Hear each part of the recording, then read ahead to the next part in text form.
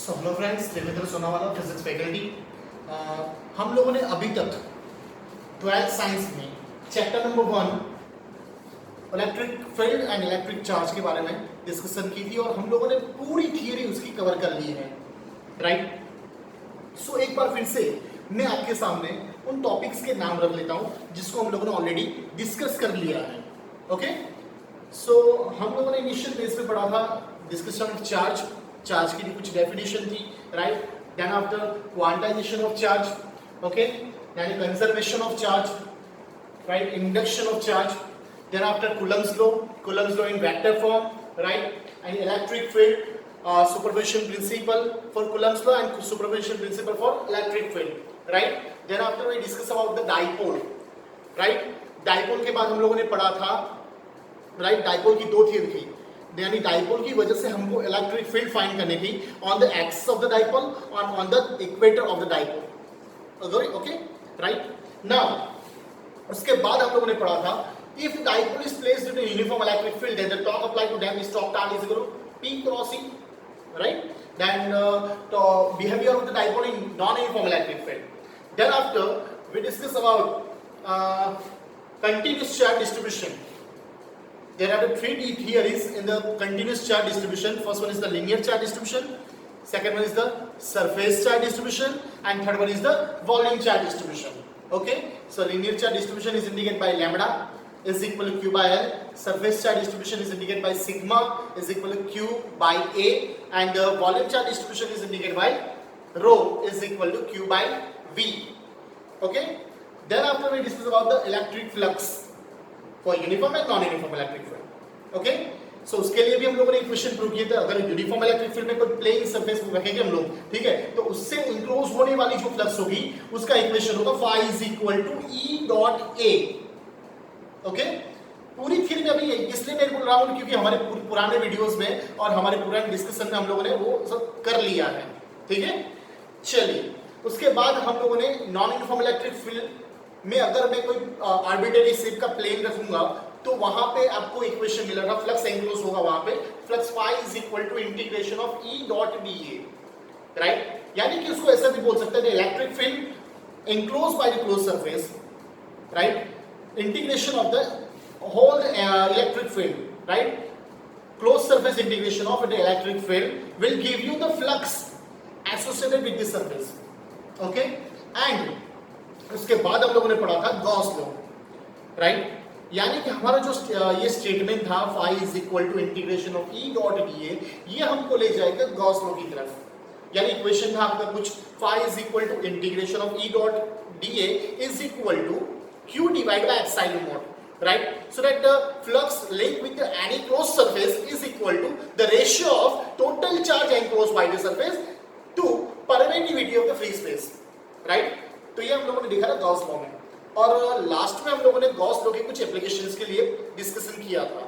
Okay, सो आज हम लोगों ने डिस्कशन करने वाले हैं कुछ एग्जांपल्स जो मैंने ऑलरेडी आपको आई थिंक सो 1.7 तक एग्जांपल हम लोगों ने किए थे, राइट। सो आज हम लोग स्टार्ट करने वाले हैं एग्जांपल नंबर 1.8 से, ठीक है।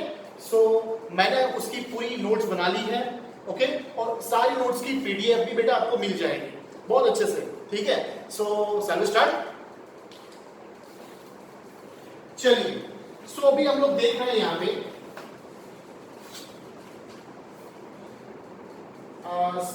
जैसे कि एग्जांपल नंबर 1.8 की बात कर रहे हैं लोग, तो मैं उसको यहां पे पढ़ रहा हूं, ध्यान दीजिएगा, ठीक है।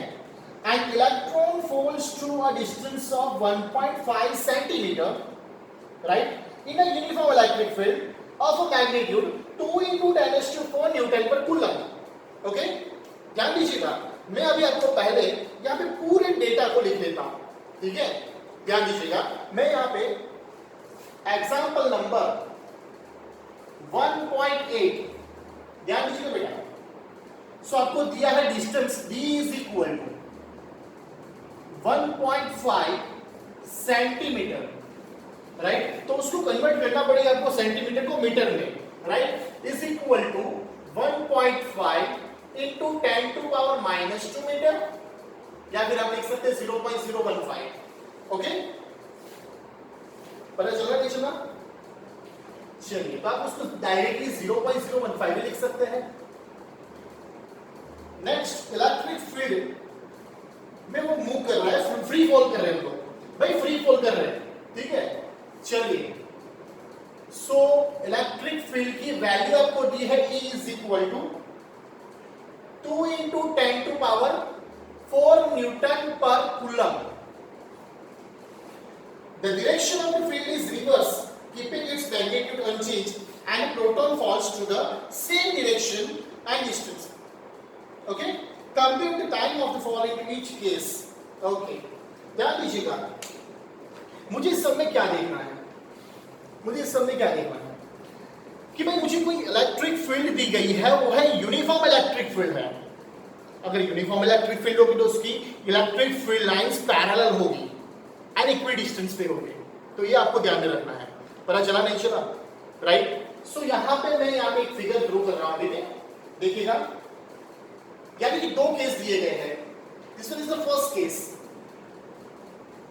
ओके, और यहां पे बात कर रहा हूं मैं सेकंड केस की। ध्यान दीजिएगा। सो द फर्स्ट केस में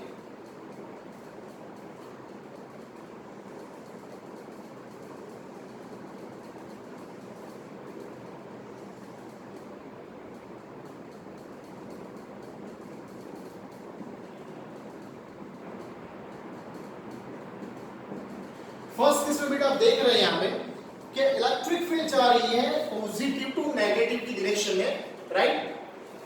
और वहां आपको एक इलेक्ट्रॉन को, आप देख सकते हैं यहां पे इलेक्ट्रिक फील्ड मैंने दे दी है, लेकिन इलेक्ट्रॉन को मैं यहां पे इलेक्ट्रॉन यहां पे इंडिकेट कर रहा हूं, ये रहा इलेक्ट्रॉन नेगेटिव, पता चला नहीं चला? और वो इलेक्ट्रॉन नीचे फ्री फॉल कर रहा है ऐसे, तो वो अगर 1.5 सेंटीमीटर जितना डिस्टेंस ट्रैवल करेगा तो कितना टाइम लेगा? समझ में आ रहा नहीं आ रहा? भाई वो 1.5 सेंटीमीटर जितना डिस्टेंस ट्रैवल करेगा तो कितना टाइम लेगा वो? एंड देन आफ्टर, अभी मैं दूसरे केस में इसी इलेक्ट्रिक फील्ड को अगर रिवर्स कर दूं, इस इलेक्ट्रिक फील्ड को अगर रिवर्स कर दूं, और अगर उस सिस्टम में मैं एक प्रोटॉन को 1.5 उतने ही डिस्टेंस ट्रैवल करवाऊं तो उसका टाइम कितना होगा?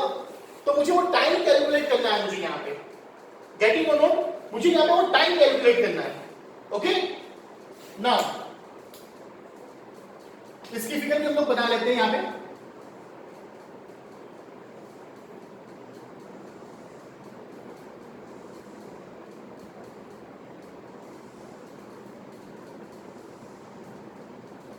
सो डायरेक्शन वही ऐसे ही होगा, लेकिन हम लोग ये माइनस हो गया, ये प्लस हो गया। उसका मतलब क्या हुआ कि भाई देखने में आपको ऐसा लग रहा है भाई कि डायरेक्शन तो दोनों की सेम है यार, नहीं यार, आप देख सकते हैं ध्यान से, यहां से पॉजिटिव टू नेगेटिव जा रहा है और यहां से नेगेटिव टू पॉजिटिव जा रहा है। ओके, आप रिवर्स भी कर सकते हैं, इस फिगर को रिवर्स भी कर सकते हैं, ठीक है, कुछ प्रॉब्लम नहीं है। तो यहां पे मैं प्लस ई फ्री फॉल करेगा, राइट, दोनों केस ले लिए हैं। चलिए, मुझे क्या कैलकुलेट करना है भाई, ध्यान से देखो पहले, मुझे कैलकुलेट क्या करना है? मुझे कैलकुलेट करना है टाइम। भाई मुझे दिया है डिस्टेंस, मुझे एक और चीज दी है कि वो पार्टिकल, इलेक्ट्रॉन है, प्रोटॉन है, जो भी है, वो फ्री फॉल कर रहा है, तो आपके दिमाग में आना चाहिए अगर वो फ्री फॉल कर रहा है तो उसकी इनिशियल वेलोसिटी 0 होती है।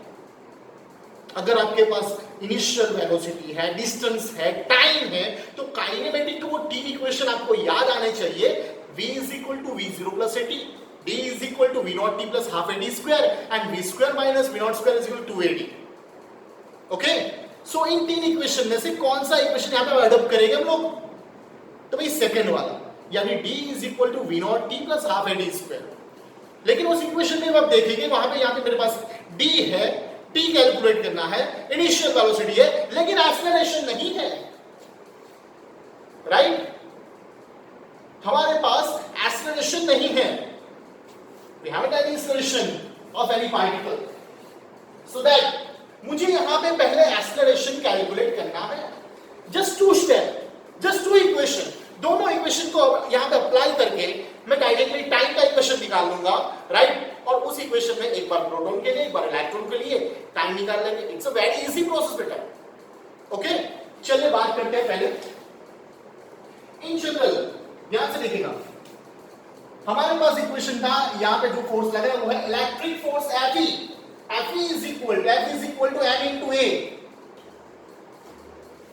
mass into acceleration. So that आप यहां पे लिख सकते हैं मास into acceleration में लिख सकते हो. हमारा इलेक्ट्रिक फील्ड की इक्वेशन थी Q into E, और F की जगह मैं ma लिख सकता हूं. ma is equal to Q into E. Sorry, पता चला नहीं चला? सो मैं यहां पे a को सब्जेक्ट ले लूं. a is equal to QE divided by m. Equation number 1. Okay, now we have the another equation of kinetic equation of uniform accelerated motion. D is equal to V naught T plus half AT square. भाई initial velocity में यहां पे लिख रहा हूं कि initial velocity will be 0 क्योंकि free fall कर रहा है. सो ये पोर्शन तो 0 हो जाएगा, plus 1/2 QE by m into t square. So d is equal to ये मिला, तो अगर मैं t square को सब्जेक्ट ले लूं तो इक्वेशन क्या बन जाएगा भाई? तो इक्वेशन बन जाएगा 2m into d divided by QE. So that T is equal to under root of 2md divided by QE. So we have general equation of time,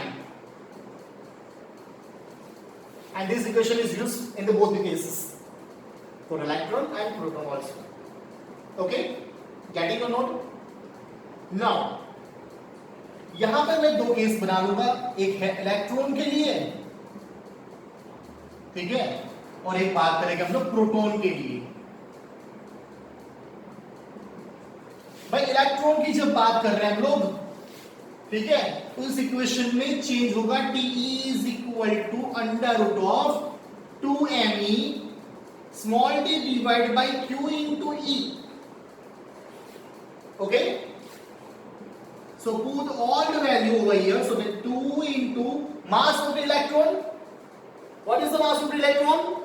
9.1 into 10 to power 31, right, kg.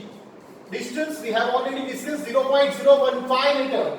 So 0.015 divided by charge. Charge की value क्या होगी आपके पास पता है कुछ? What is the value of Q? Q यानी 1.6 into 10 to power minus 19 coulomb, and into E की value है 2 into 10 to power 4.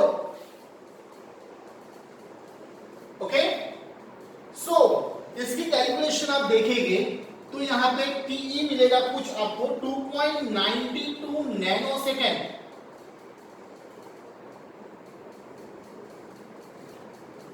Third number,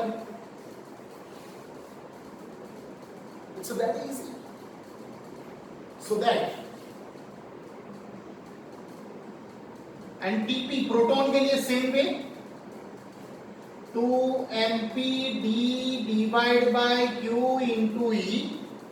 So that under root of 2 into mass of proton is what? 1.67 into 10 to minus 27 kg.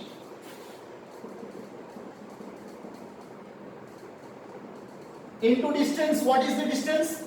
Distance is 0.015 and whole divided by Q. Q is what? 1.6 into E. Okay, so the answer is 125.1 nanosecond. Question number 4. Okay, so यहाँ आप देख सकते हैं कि T is very less than as compared to T. Okay,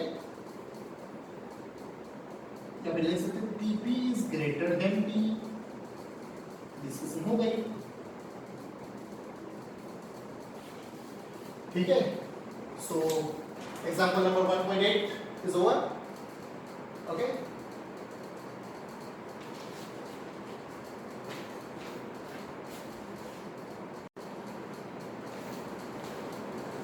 so friends, उसके बाद वाला जो सब है एग्जांपल नंबर 1.9, ओके। सो उसके बारे में हम लोग डिस्कशन करेंगे अभी। सो यहाँ पे मैं एक फिगर ड्रॉ कर रहा हूँ अभी मैं, ध्यान दीजिएगा।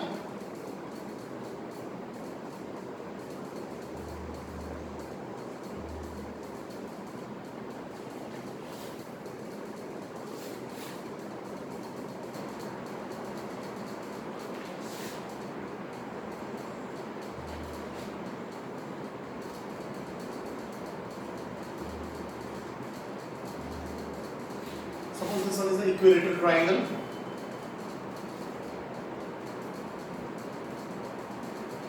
Draw the perpendicular line from A point. Opposite side.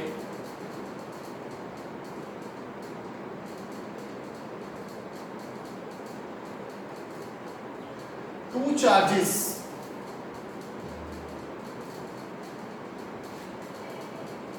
Q1 and this one is Q2, right? And it's 10 raised to minus 8 coulomb and minus 10 raised to minus 8 coulomb. ये plus 10 raised to minus 8 coulomb है और ये minus 10 raised to minus 8 coulomb है. The distance between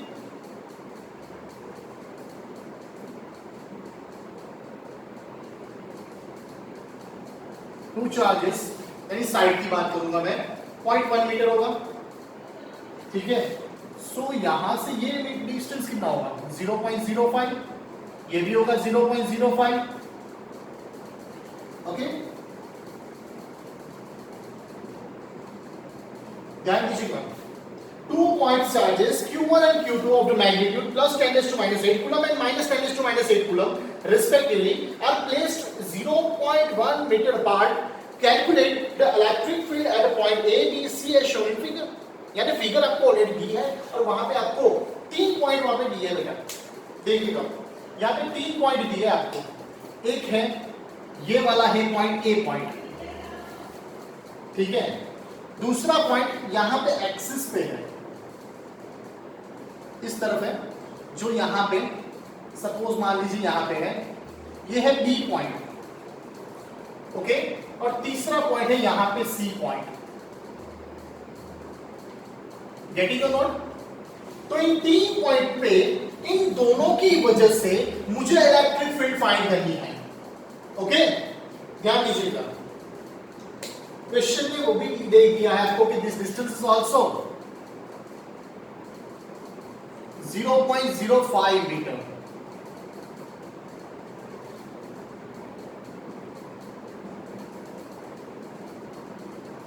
okay. ध्यान दीजिएगा, पहले हम लोग A पॉइंट की बात करेंगे, बाद में B की बात करेंगे, बाद में C की बात करेंगे, ओके। चलिए ध्यान दीजिएगा कि ये प्लस चार्ज है, ये माइनस चार्ज है, ये भूलिएगा मत, ओके। चलिए पहले हम लोग बात करेंगे eight point A।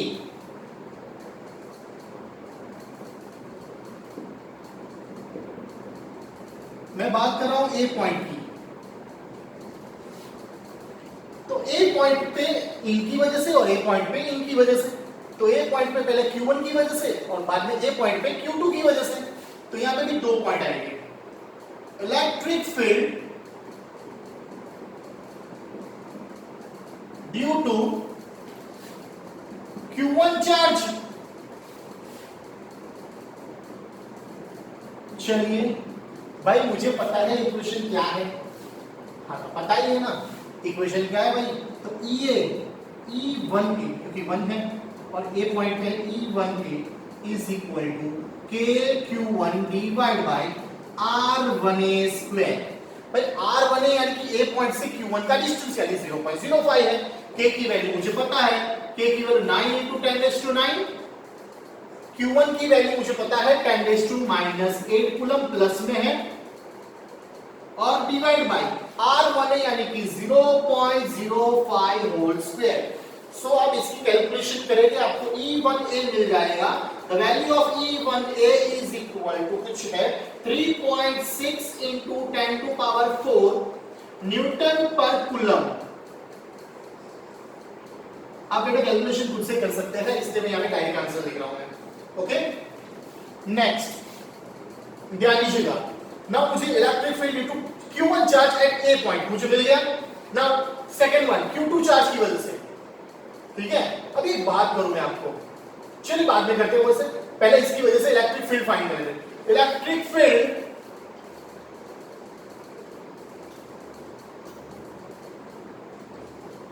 Due to Q2 charge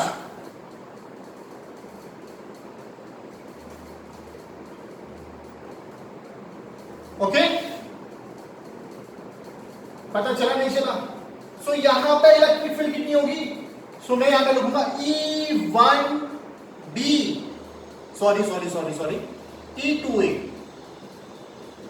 दूसरे की वजह से 2A is equal to KQ2 divide by R2A square, so that E2A is equal to 9 into 10⁻⁹। इसका होगा माइनस, लेकिन आपको चार्ज को यहां में माइनस नहीं लिखना क्योंकि आप मैग्नेटिक की बात कर रहे हैं ना। अगर प्लस लिखो या माइनस लिखो कोई फर्क नहीं पड़ने वाला, प्लस ही लिखना, मैग्नेटिक प्लस में ही होता है, भले यहां पे माइनस है। Minus is indicate the direction only. R2A is 0.05 whole square, so that E2A की वैल्यू होगी आपके पास 3.6 into 10⁴ newton per coulomb. Getting और नॉट?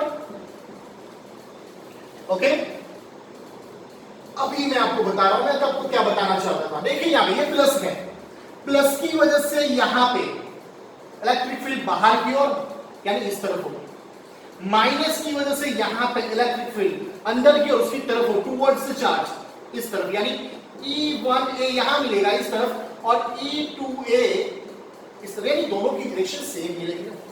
पता चला नहीं चला? दोनों की डायरेक्शन आपको क्या मिल रही है? सेम मिल रही है यहां पे। ओके, और दोनों पैरेलल है, आप देख सकते हैं दोनों वेक्टर है, वेक्टर ये भी वेक्टर है, ये भी वेक्टर है। अगर वेक्टर वेक्टर हो गए, दोनों पैरेलल हो गए, angle between them is 0, right? पता चला नहीं चला? तो आप डायरेक्टली दोनों के एडिशन कर सकते हैं सिंपली। जैसे कि आप कैसे एडिशन कर सकते हैं, तो आपको पता होगा, अपने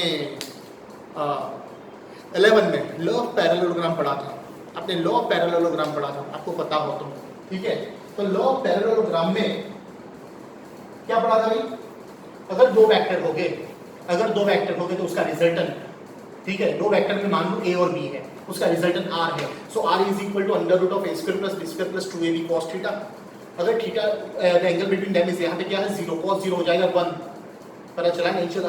ठीक है, गेटिंग और नोट में क्या बोल रहा हूं, पता चला नहीं चला? ठीक है, सो यहां वेक्टर फॉर्म है तो आप वहां से कैलकुलेट कर सकते हैं क्या होगा।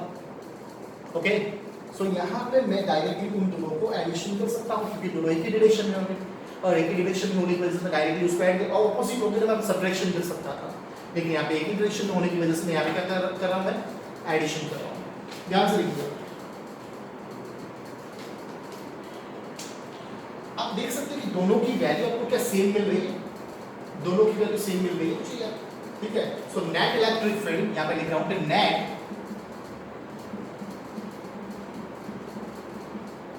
Eight point A, net electric field at point ए, एक ही बात कर रहा हूं मैं सिर्फ, क्या होगा भाई, net electric field at point A is E is equal to, E A भी बोल सकते हैं भाई, E is equal to E1A plus E2A, ठीक है। सो यहाँ पे भाई 3.6 into 10⁴ प्लस 3.6 into 10⁴, यानी क्या हो जाएगा भाई 7.2 into 10⁴ हो जाएगा। पता चला नहीं चला? Newton per coulomb. Equation number 3। बोले भाई पेपर प्रॉब्लम है? एकदम इजी है, कुछ नहीं है, ठीक है। सो मुझे यहाँ पे एट पॉइंट ए खत्म हो गई बात, नहीं, एकदम इजी है, कुछ भी नहीं है। ओके, चलिए अभी हम लोग बात करते हैं बी के लिए, सो बी के लिए जगह नहीं है तो मुझे रख देना पड़ेगा बेटा। ओके,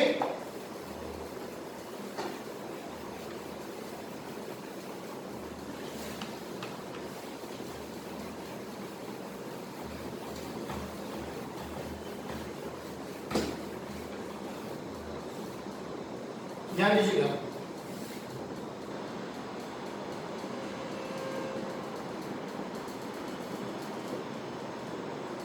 एट पॉइंट बी, तो प्लस की वजह से इलेक्ट्रिक फील्ड किस तरफ मिलेगी, बाहर, यानी वो होगी E1B, E1B इस तरफ, 2 की वजह से, माइनस की वजह से इलेक्ट्रिक फील्ड उसकी तरफ होती है, यानी इस तरफ, ये होगा E2B। बोले कोई प्रॉब्लम है आपको, ठीक है, समझ में आ रहा नहीं है ना? चलिए, सो डायरेक्शन पता लगा ली, यानी कि आपको पता तो लग गया भाई कि दो वैल्यू है, दो मिलेगी आपको वैल्यू इलेक्ट्रिक फील्ड की, E1B एंड E2B, और दोनों ऑपोजिट है, तो मैं यहाँ पे सब्ट्रैक्शन करने वाला हूं। Okay, so electric field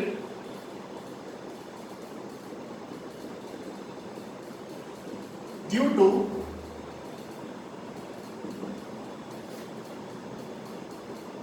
Q1 charge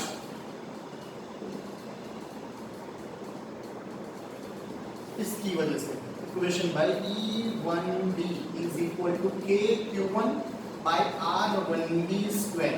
तो आप देख सकते हैं यहाँ पे 0.05 डिस्टेंस है ये वाला, ठीक है, तो 9 into 10 raised to 9, Q1 की वैल्यू 10 raised to -8, R1B की वैल्यू 0.05 होल स्क्वायर। सो आपको ये वैल्यू भी मिलेगी इतनी भाई, E1B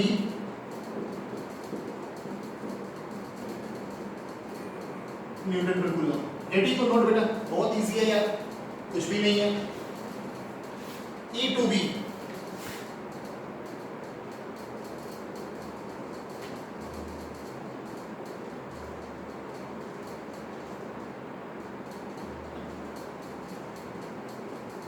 Q2 चार्ज, भाई Q2 चार्ज की वजह से होगा यहाँ पे, यानी इस चार्ज की वजह से यहाँ, इस चार्ज की वजह से यहाँ पर डिस्टेंस होगा 0.05, 0.05 क्या होगा भाई, ठीक है, आप आराम से लिख सकते, 0.15 लिख सकता हूँ, आराम से लिख सकता हूँ, क्यों नहीं? तो यहाँ पे हम लोग लिख सकते E2B is equal to KQ2 divide by R2B square is equal to 9 into 10 raised to 9, Q2 की वैल्यू है आपके पास 10 raised to -8 divide by R2B is what, 0.15 whole square. It's very easy, पता चला नहीं चला, 0.15 होल स्क्वायर। तो आप उसकी कैलकुलेशन करेंगे तो आपको कुछ वैल्यू यहाँ पे मिल रही है 4 into 10 to power 3 Newton per coulomb. ये आपको E2B मिल गया भाई, ठीक है, जो भी नंबर देना कोई प्रॉब्लम नहीं है। तो यहाँ पे आप देख सकते हैं कि दोनों ऑपोजिट डायरेक्शन में होने की वजह से यहाँ पे सब्ट्रैक्शन करेंगे हम लोग, तो सब्ट्रैक्शन बड़े में से छोटे को करते हैं, वो तो पता ही है सबको, ठीक है, हम लोगों ने बाल मंडी में ही पढ़ा था ना वैसे तो, ठीक है, तो बड़े में से छोटे को सब्ट्रैक्ट कर देते हैं। यानी कि आप देख सकते हैं here E1B right, E2B, sorry यहाँ पे बड़ा कौन है भाई, ये 10⁴ है, ये 10⁵ है, यहाँ पे ये बड़ा हुआ है, here E1B is greater than E2B, so that net electric field यहाँ बोल सकता हूँ मैं कि net electric field at point B, EB is equal to E2B, so that E1B है 4 माइनस, देखो कभी भी 4 into 10⁵ है, पावर को सेम करना पड़ता है बेटा। अगर पावर को सेम कर रहा हूं मैं तो भी हम लोग सब्ट्रैक्शन करवाएंगे। एक काम कीजिए, इसको क्या मैं 36000 लिख सकता हूं मैं, और क्या इसको मैं 4000 लिख सकता हूं मैं, हाँ ऐसे कर दो, या फिर पावर सेम कर लीजिए। अगर पावर को पॉइंट को पता है ना, पॉइंट को राइट साइड शिफ्ट करो तो पावर कम होगा, लेफ्ट साइड करो तो बढ़ेगा। यानी कि अगर मैं 0.4 into 10⁴ कर दूंगा, बाद में सब्ट्रैक्शन कर सकते हैं लोग, ठीक है। चलिए, यानी आपका आंसर होगा 3.2 समथिंग, पता चला 32000, यानी कि 3.2 into 10⁴, okay, newton per coulomb. ये आपका 2 EB मिलेगा, net electric field at point B. भाई ये भी मिल गया, ये भी खत्म हो गया, दोनों चीज खत्म हो गई। अभी बाकी क्या रहा है, ये वाला, ठीक है, ध्यान दीजिएगा, भाई ध्यान दीजिएगा, इसको भी रब करना पड़ेगा, हो गया ना।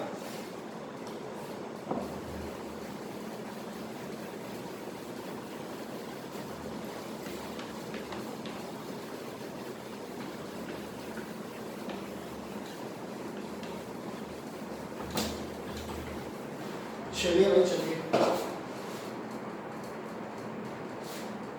फिगर में देख सकते हो बेटा, ये प्लस, प्लस की वजह से यहां पे इलेक्ट्रिक फील्ड भाई इस तरफ ये होगी E1C, पता चला नहीं चला यार, बहुत इजी। माइनस की वजह से इलेक्ट्रिक फील्ड सी पे, उसकी तरफ इस तरफ E2C, पता चला नहीं चला भाई। उन दोनों का रिजल्टेंट कुछ ऐसा मिलेगा, ऐसा मिलेगा कि वो इस तरफ होगा और वो होगा EC, पता चला यार, बहुत इजी है, कुछ भी नहीं है यार, ठीक है। और what is the angle between E1C and E2C? अगर ये इक्विलेटरल ट्रायंगल है, ये 60 होगा तो ये 120 होगा या नहीं होगा? 120 होगा ना यार, पता चला नहीं चला। चलिए, सो पहले मुझे E1C और E2C फाइंड कर देना है यार, और यहाँ पे ध्यान रखियो दोनों में डिस्टेंस यहाँ पे 0.1 लेने हैं, ठीक है। सो यहाँ पे एट पॉइंट C की बात करूं मैं तो फर्स्ट स्टेप आएगा electric field due to charge Q1 at point C,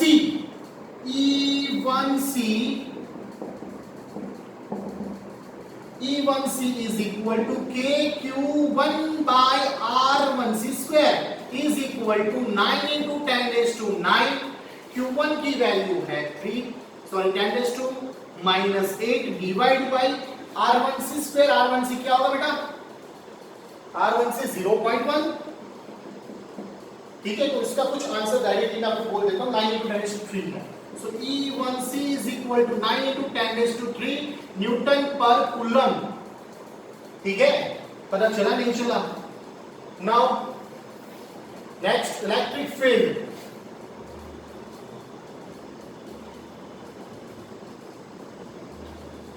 due to charge Q2,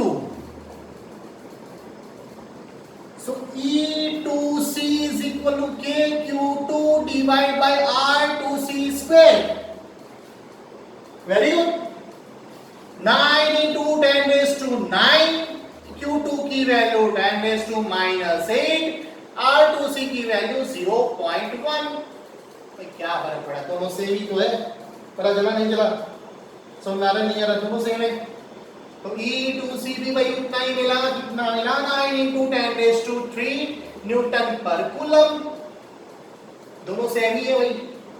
तो मैं लिख सकता हूं यहाँ पे कि E1C is equal to E2C is equal to E। So net electric field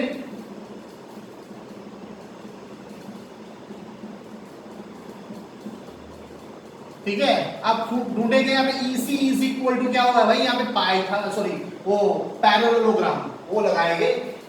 E1C square plus E2C square is equal to E1C E2C cos थीटा, ठीक है। तो E square plus 2E square cos 120 degree, getting और not? So is equal to under root of 2E square plus 2E square cos 120 होता है -1/2। भाई ये छम्मा छम्मा हो गए, राइट। ये माइनस यहाँ पे लगा 2E स्क्वायर माइनस यानी कि E स्क्वायर बचा under root of E square, और under root of E square यानी कि यहाँ पे स्क्वायर और रूट ने एक दूसरे को मार दिया, बचा क्या भाई, वही ई, यानी EC आएगा ई। खत्म बात। बोलो कोई प्रॉब्लम है? इट्स वेरी इजी भाई, बोलो कोई प्रॉब्लम? कुछ भी नहीं, राइट। और ई की वैल्यू मुझे पता तो है, ई की वैल्यू क्या है यहाँ पे, पर ई की वैल्यू है 9 × 10⁻3, यानी EC is equal to 9 × 10⁻3 newton per coulomb. खत्म। पता चला नहीं चला, राइट। सो बेटा ये बहुत इजी प्रोसेस थी, आप आराम से पढ़ सकते हैं इसको, ठीक है। ओके, सो हमारा लेक्चर मैं आज यहां तक रखता हूं बेटा, राइट। नेक्स्ट लेक्चर में हम लोग बात करेंगे आगे की सम्स की, एग्जांपल्स की, एक्सरसाइज की भी। Okay, bye.